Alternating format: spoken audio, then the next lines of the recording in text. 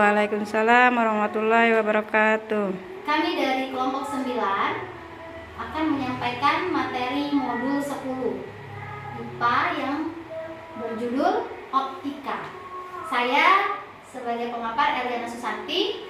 Saya Kevin Baroka sebagai pemapar. Saya Nadia Ireski sebagai pemapar. Dan materi pertama akan saya sampaikan. Ini siapa tolong deh? Bagian slide. Dulu. Ya.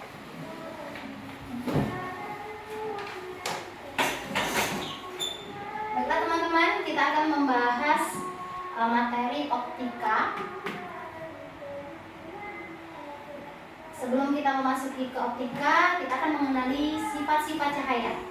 Sifat-sifat cahaya antara lain dapat merambat lurus, dapat dipantulkan, dapat dibiaskan, dapat dilenturkan, dapat digabungkan, dapat merambat dalam ruang hampa, dan memiliki 300 juta meter per second atau meter per detik.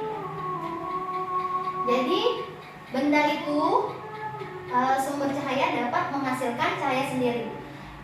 Benda gelap, benda tembus cahaya, benda tidak tembus cahaya, dan benda bening. Materi kedua, pemantulan cahaya. Hukum pemantulan cahaya, hukum Sinelius. Sinar dating garis normal dan sinar pantul terletak pada satu bidang datar. Ini ya sinar datang atau garis normal dan sinar pantul terletak pada sebuah bidang datar. Sudut pandang cahaya sama dengan sudut pantul cahaya. Sudut pandang cahaya sama dengan sudut pantul cahaya, atau ini kayak kurang terang ya.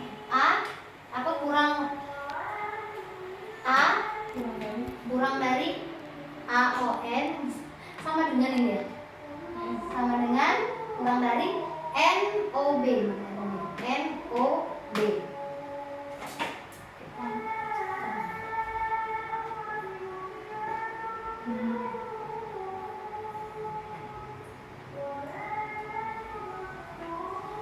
Pemantulan cahaya pada cermin datar. Sifat bayangan pada cermin datar, maya, tegak sama besar. Jarak bayangan sama dengan jarak benda. Tinggi bayangan sama dengan tinggi benda, dan posisi bayangan berlawanan dengan posisi benda. Teman-teman bisa perhatikan di sini ya, ada gambarnya. Lanjut ke pemantulan cahaya pada cermin cekung. Bagian cermin cekung yaitu ada SU atau sumbu utama, P titik pusat kelengkungan cermin, F titik fokus cermin, O titik pusat optik, R jari-jari cermin, dan apa ini? I jarak titik fokus cermin. Lanjut. Selanjutnya, Sinar-sinar istimewa pada cermin cekung. Yang pertama ada sinar datang sejajar. Sumbu utama dipantulkan melalui titik fokus. Yang kedua, sinar datang melalui titik fokus dipantulkan sejajar sumbu utama. Yang ketiga, sinar datang melalui titik pusat cermin dipantulkan kembali melalui titik pusat cermin. Lukisan bayangan pada cermin bisa dilihat pada gambar. Sifat bayangan maya, tegak, diperbesar di ruang 4 ya. Lanjut, benda di ruang 2 di depan cermin cekung, sifat bayangan nyata terbalik diperbesar ruang 3. Benda di ruang 3 di depan cermin cekung, sifat bayangan nyata terbalik diperkecil di ruang 2. Benda di titik fokus di depan cermin cekung, sifat bayangan nyata jauh tak terhingga. Benda di titik pusat depan cermin cekung, sifat bayangan nyata terbalik sama besar di titik P. Lanjut. Rumus cermin cekung. Bisa teman-teman lihat di sini ya, ada di sini SO. SO itu jarak benda, SI jarak bayangan, F jarak fokus cermin cekung, R jari-jari cermin cekung. Apa rumusnya? Rumusnya ini 1 per SO atau 1 per jarak benda ditambah 1 per SI atau 1 per jarak bayangan sama dengan 1 per F atau 1 per jarak fokus cermin cekung. 1 per SO plus 1 per SI sama dengan 2 per F. M sama dengan SI per SO dikurang HI dikurang HO. Lanjut. Belum. 3. Pemantulan cahaya pada cermin cembung. Sampai mana? Iya, benar. Aduh. Salah. Belum ya? Yang tadi? Masih anak kan? Masih anak. Yang tadi cek ini. Bagian-bagian cermin cembung. Bisa dilihat di sini. SU sumbu utamanya. P titik pusat kelengkungan cermin. F titik fokus cermin. O titik pusat optik. R jari-jari cermin. Dan F jarak titik fokus cermin. O apa ini? O min. Oh, min F itu tuh. Min F. Apa O sampai F? Sama dengan ruang 1. F dikali P sama dengan ruang 2. Apa kali apa F titik ini? Lanjut, sinar istimewa pada cermin cembung yaitu 1. Sinar datang sejajar, sumbu utama dipantulkan seolah-olah dari titik fokus. 2. Sinar datang menuju titik fokus dipantulkan sejajar sumbu utama. 3. Sinar datang menuju titik pusat cermin dipantulkan kembali seolah-olah dari titik pusat cermin. Nah, ini bisa dilihat ya lukisan bayangan pada cermin cembung. Sifat bayangannya maya sama tegak, diperkecil di ruang I. Lanjut. Selanjutnya materi rumus cermin cembung akan disampaikan saudari Nadia. Cembung ya? Oh, belum ya? Cembung yang tadi. Iya ini. Yang tadi cekung ya? Ini kayak cekung. Iya. Ini ya kan ya, Mama? Yang mana? Yang tadi cekung. SO atau jarak benda, SI jarak bayangan, F jarak fokus cermin cekung, R jari-jari cermin cekung. 1. Rasanya ini sudah tadi. Sudah ini. Nih. Iya itu. Itu yang mana? Nah ya. Lanjut nih. Silakan. Nadia. Baiklah, di sini saya akan menjelaskan yang pertama yaitu rumus cermin cembung. SO yang berarti jarak benda, SI jarak bayangan, F jarak fokus cermin cembung, R jari-jari cermin cembung. Pada cermin cembung F dan R itu bernilai negatif. C. Pembiasan cahaya. Pembiasan cahaya itu ada 2. Yang pertama yaitu sinar datang, sinar dating, sinar bias, dan garis normal terletak pada satu bidang datar. Yang kedua, perbandingan antara proyeksi sinar dating dan proyeksi sinar bias itu selalu tepat. Tetapan ini disebut indeks bias. N1 dan N2 itu indeks bias udara dan indeks bias kaca. 1. Indeks bias suatu medium, hubungan antara cepat rambat cahaya di udara, C1 cepat rambat cahaya di dalam kaca, atau C2 indeks bias udara dan indeks bias kaca dapat dinyatakan dengan rumus. Ini rumusnya N2 sama dengan C1 karena indeks bias udara NU sama dengan 1, maka hubungan panjang gelombang cahaya di udara, panjang gelombang cahaya dalam kaca, dan indeks bias kaca dapat dinyatakan dengan rumus ini N2 sama dengan Lanjut. 2. Pembiasan cahaya pada prisma. N1 dan N2 yaitu garis norma, EF yaitu garis sinar datang, GH yaitu sinar bias, I sudut datang, R sudut bias, B sudut pembias prisma, D sudut deviasi yaitu sudut yang dibentuk oleh perpanjangan sinar datin dan sinar bias yang keluar dari prisma. Pemantulan sempurna pada prisma. Ini contoh-contohnya pemantulan sempurna pada prisma ya. Dispersi cahaya pada prisma. Ini contohnya. 3. Pembiasan cahaya pada lensa cembung. Bentuk lensa cembung itu ada 3 macam. Yang pertama yaitu cembung-cembung atau biconvex. Yang kedua yaitu cembung datar atau plane convex. Yang ketiga cembung cekung atau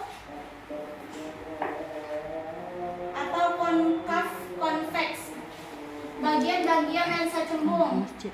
SU sama dengan sumbu utama, P yaitu disebut titik pusat kelengkungan lensa, F titik fokus lensa, O titik pusat optik, R jari-jari lensa, F jarak titik fokus lensa, O min F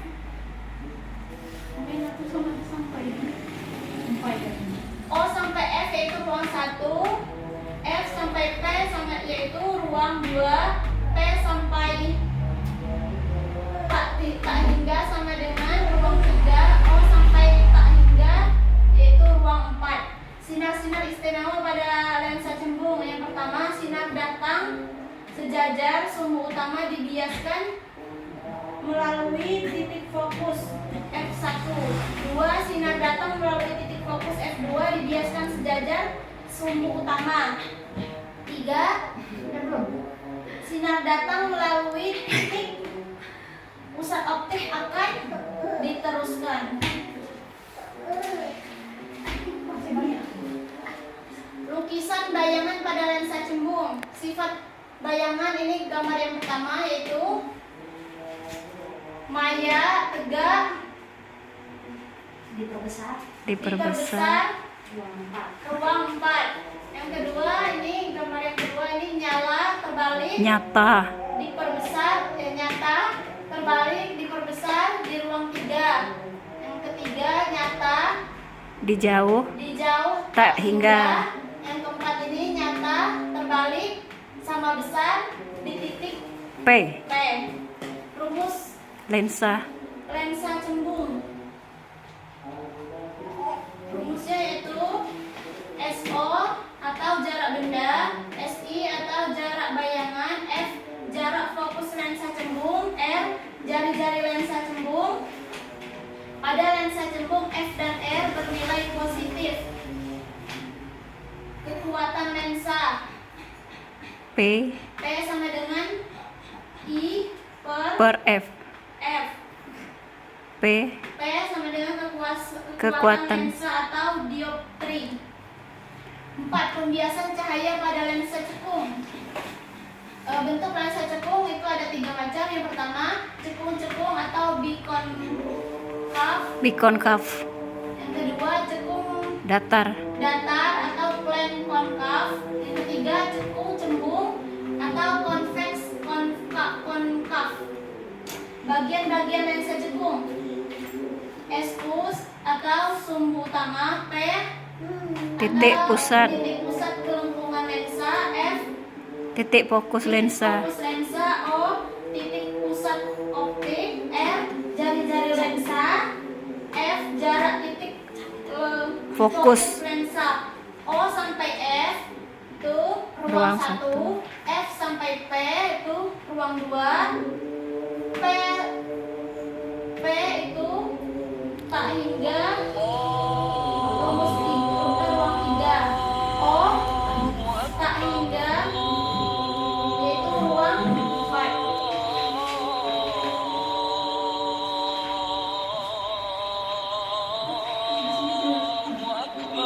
Baiklah, saya akan melanjutkan penjelasan tentang di sini ada sinar-sinar istimewa pada lensa cekung. Terdapat 3 macam sinar. Pertama itu ada sinar datang sejajar, sumbu utama dibiaskan seolah-olah dari titik fokus X1. Yang kedua itu ada sinar datang menuju titik fokus F2 dibiaskan sejajar sumbu utama F2. Ketiga, sinar datang melalui titik pusat optik untuk diteruskan.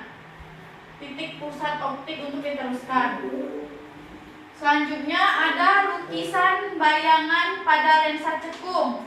Sifat bayangan pada lensa cekung yaitu ada maya, tegak, diperkecil di ruang 1. Berikutnya ada rumus lensa cekung. Bisa kalian lihat di PowerPoint seperti ini. Keterangannya itu ada SO Di lambangkan SO pengertiannya adalah jarak benda, SI jarak bayangan, F jarak fokus lensa cekung, dan R itu jari-jari lensa cekung.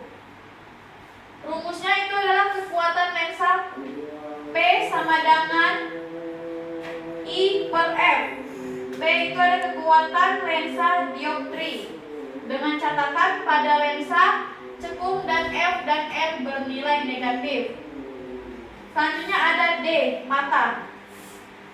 Kemampuan lensa mata untuk mencembungkan dan memipihkan secara otomatis sesuai dengan jarak benda yang dilihat disebut dengan akomodasi.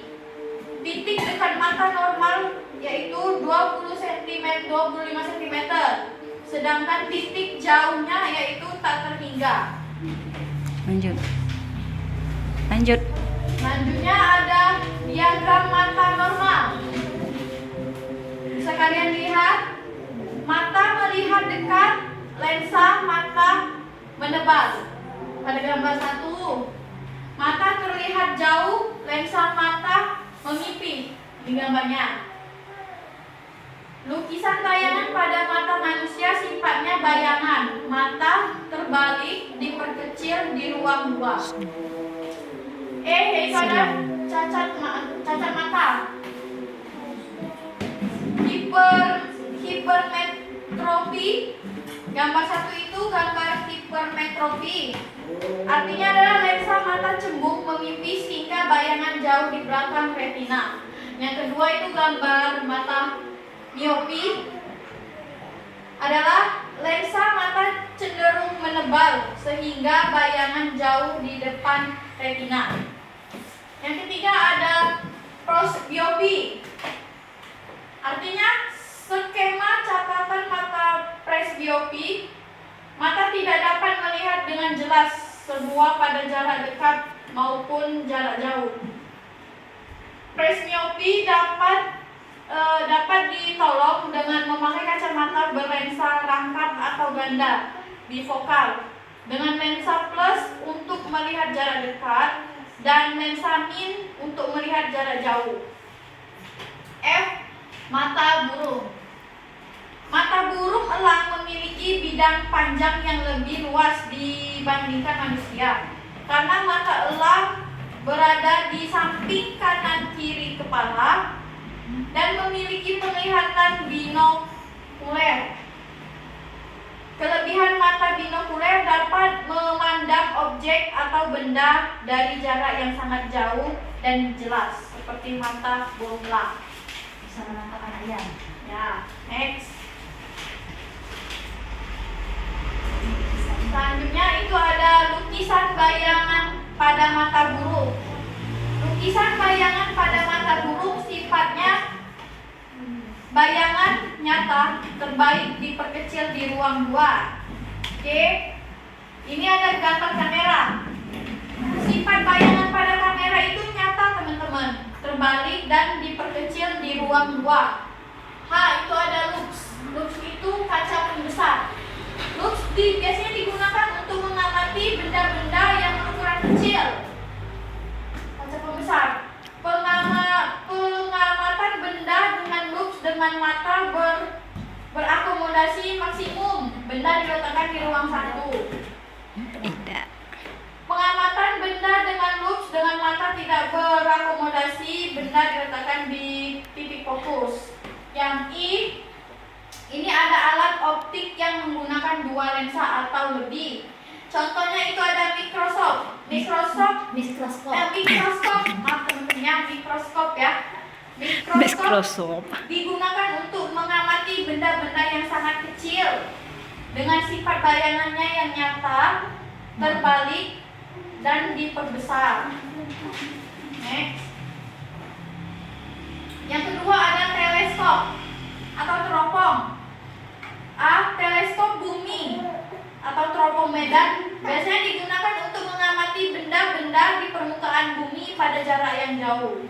Yang kedua ada teleskop bintang, digunakan untuk mengamati benda-benda angkasa yang di langit. Sering kita lihat ya ini, teman-teman. Yang ketiga, periskop, Digunakan untuk mengamati benda-benda di permukaan laut. Alat ini pada umumnya untuk perlengkapan kapal selam. Baik, sekian dari saya. Akan kembalikan kepada moderator. Teman-teman, sekian dari kami. Terima kasih. Wassalamualaikum warahmatullahi wabarakatuh. Ingin bertanya, silahkan teman-teman berikan pertanyaan di kolom komentar ya. Terima kasih.